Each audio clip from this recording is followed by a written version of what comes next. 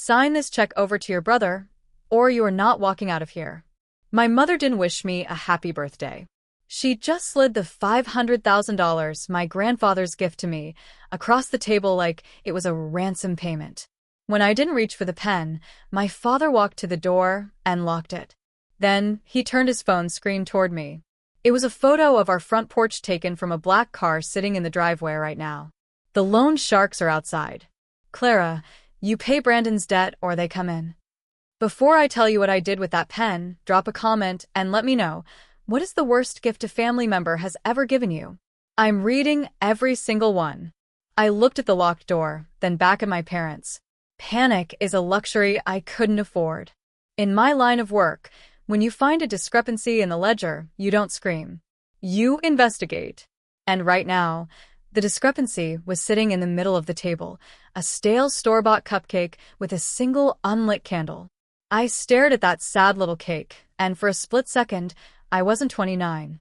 I was 10 years old again, sitting at the same table, squeezing my eyes shut, and wishing with everything I had that my parents would look at me the way they looked at Brandon. I wished that just once I wouldn't be the invisible tuition payment or the future retirement plan, but their daughter. I looked at Linda's knuckles, white as she gripped the check, and Gregory's eyes darting toward the window where the black car waited. They weren't here to celebrate my life. They were here to harvest it to save their son.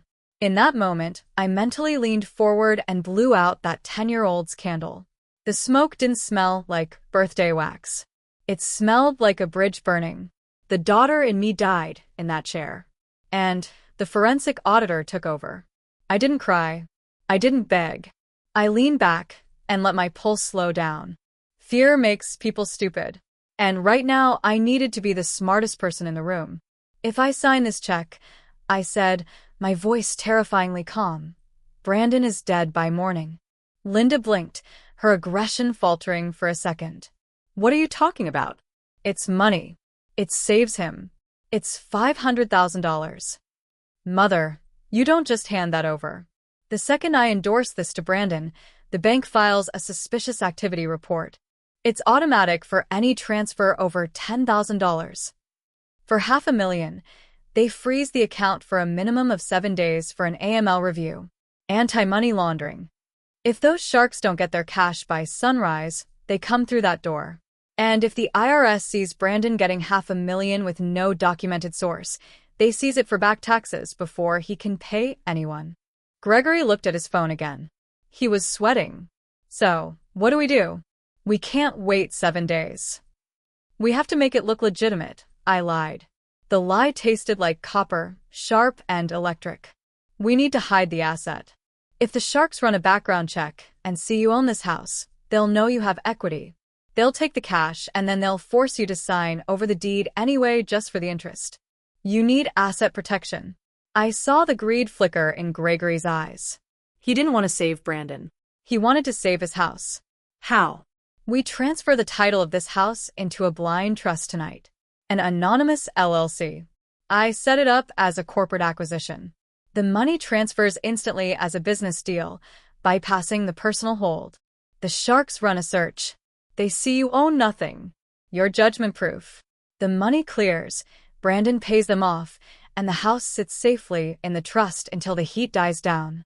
It was a complex web of nonsense mixed with just enough financial buzzwords to sound terrifyingly real. I watched them exchange a look. They didn't know I was lying because they never cared enough to ask what I actually did for a living. They just knew I handled money. Do it, Linda said, pushing the laptop toward me. Fix this. I opened the screen. The blue light reflected in my eyes, hiding the fact that I wasn't saving them. I was digging their grave. Dad scrambled out of the room to get his laptop, his footsteps heavy and frantic on the hardwood. He was running to fetch the shovel I was going to use to bury him. I sat there in the silence with Linda. She was watching me, her chest heaving, probably congratulating herself on finding the right button to push. She thought she had broken me. She thought she was looking at a daughter who had finally fallen in line. But she was looking at a creditor. I looked around the room while we waited. It really was a beautiful dining room. Hand-cut Italian marble floors, custom wainscoting, a crystal chandelier that probably cost more than my first car. I knew exactly how much all of this cost because I knew exactly where the money came from. It didn't come from Gregory's job. It came from my femur. When I was 18, a semi-truck ran a red light and T-boned my sedan.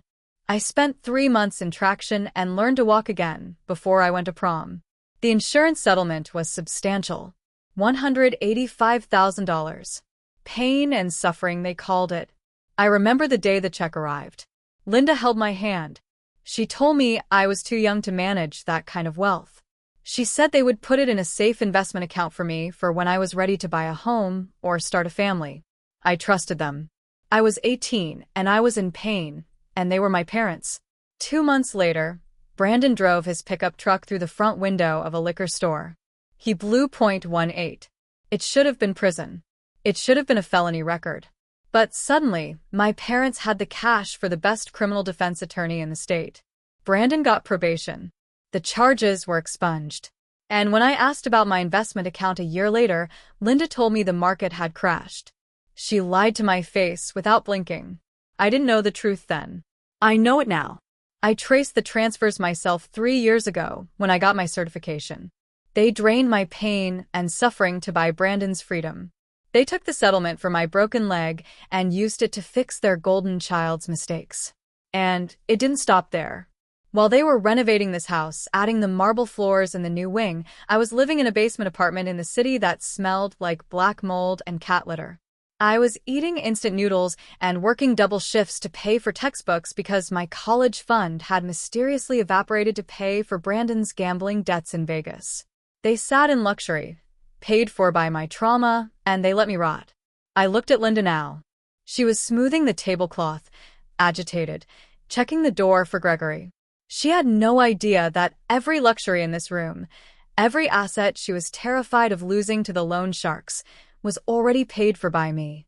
Taking this house wasn't theft. It wasn't a scam. It was a reimbursement. I was just collecting on a debt that had been accruing interest for 11 years.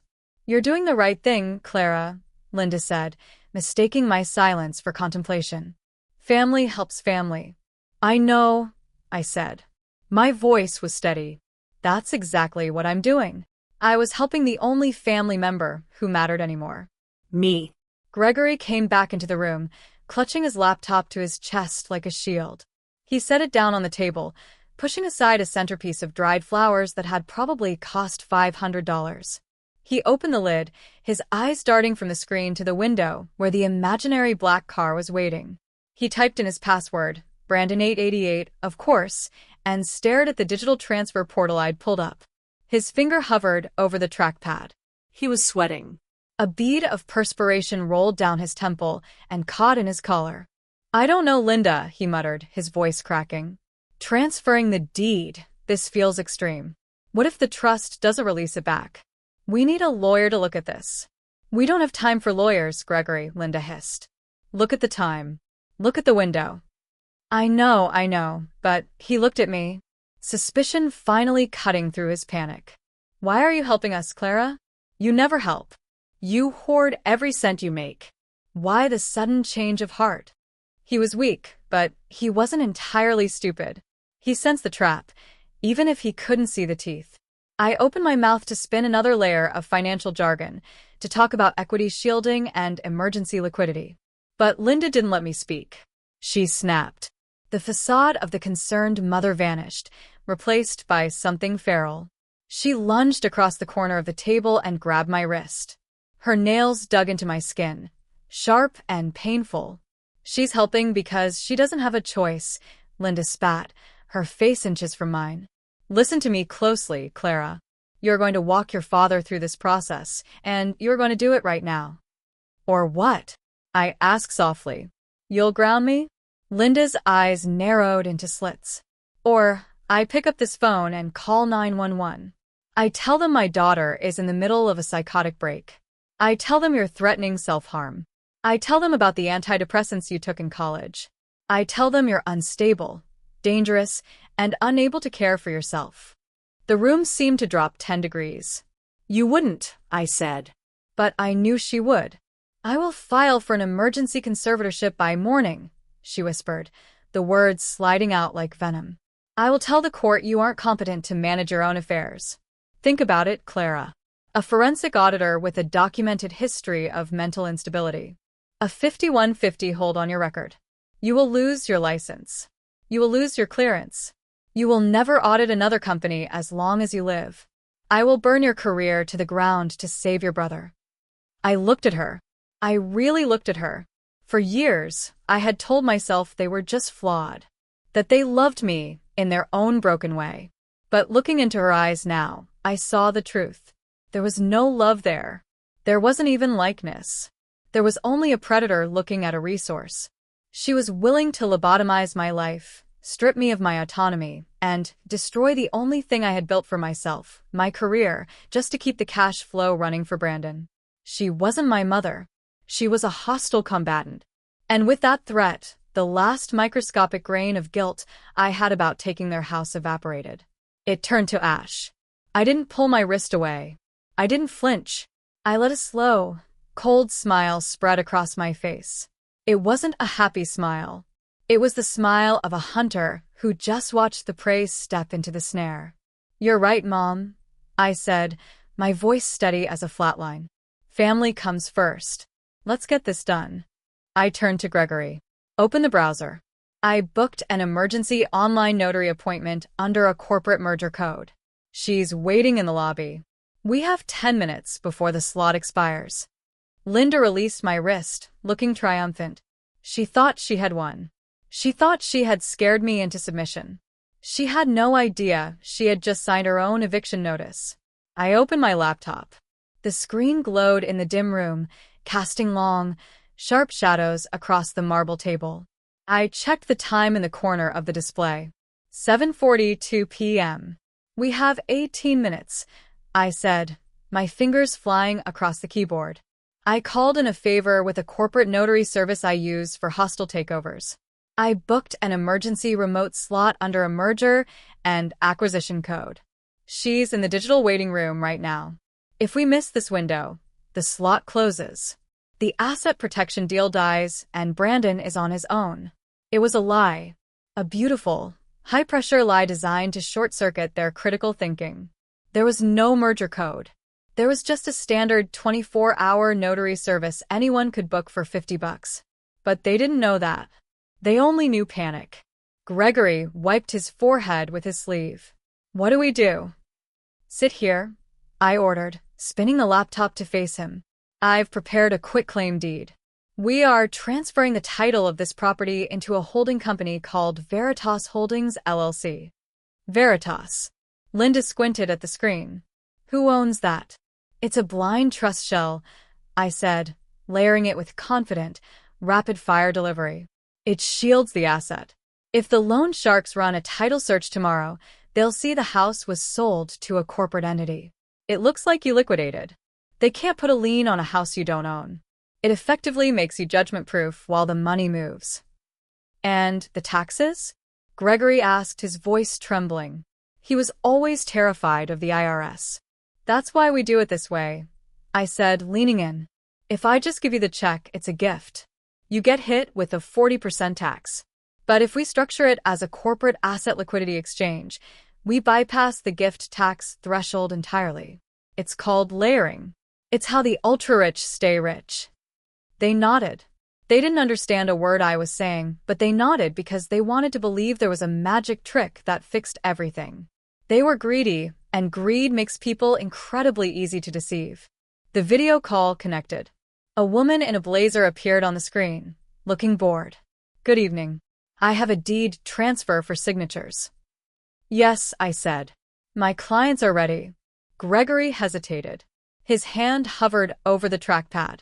For a second, a flicker of survival instinct kicked in.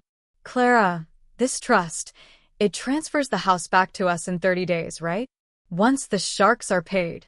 I looked him dead in the eye. I didn't blink. The contract follows the money, Dad. Once the debt is settled, the asset creates balance. It was a technically true statement. The debt was the money they stole from me. The balance was the house. He looked at me, then he looked at the window, terrified of the invisible men in the black car. Guilt has a way of narrowing vision. It doesn't make people stupid. It makes them afraid. They were so focused on loan sharks, scandal, and reputation that they never saw the real threat sitting across the table. They signed because they thought I was on their side. They never imagined the daughter they bullied for 29 years had finally learned how to bite. Sign it, Linda snapped. Gregory clicked. Digital signature. Accepted. Linda followed. Accepted.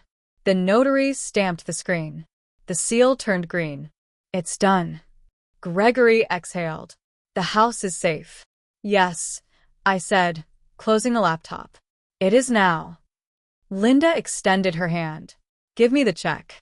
I picked up the $500,000 check, the bait, and walked to the shredder. Grandpa always said, never write a check your integrity can't cash. I turned the machine on and fed the check into the blades. The silence afterward was crushing. Gregory lunged for me, roaring. I raised my phone. I'm live streaming, I said calmly. Touch me, and this goes straight to the police. He froze. The rage drained from his face. You lied, Linda whispered. You said the trust would give the house back. I said the contract follows the money, I replied. And it did. Veritas Holdings is mine. Veritas. Latin for truth. I explained what they already knew. The house now repaid the money they'd stolen from my settlement, plus interest. The debt was settled. We'll sue you, Gregory shouted. Please do, I said. Explain to a judge how you signed a quitclaim deed to hide assets and evade taxes. Silence. You can fight the eviction, I continued, hand on the door. Or you can be out by noon tomorrow. Otherwise, the forensic audit goes to the IRS and the DA. I left them there, small, trapped, terrified. At 2:14 a.m., my phone alerted me. Motion detected. Brandon was breaking into my old apartment with a tire iron, hunting cash that wasn't there. Smile, I said through the app, you're on the cloud. I sent him on a pointless task. He was still clawing at an empty vent when the police arrived. 30 days later, my parents live in a motel. The house is sold. The money is secure. Grandpa slid a new check across the desk. $500,000 for your own firm this time. My hand didn't shake. I burned the bridge, so the demons couldn't follow. If you've ever escaped a toxic family, you're not alone.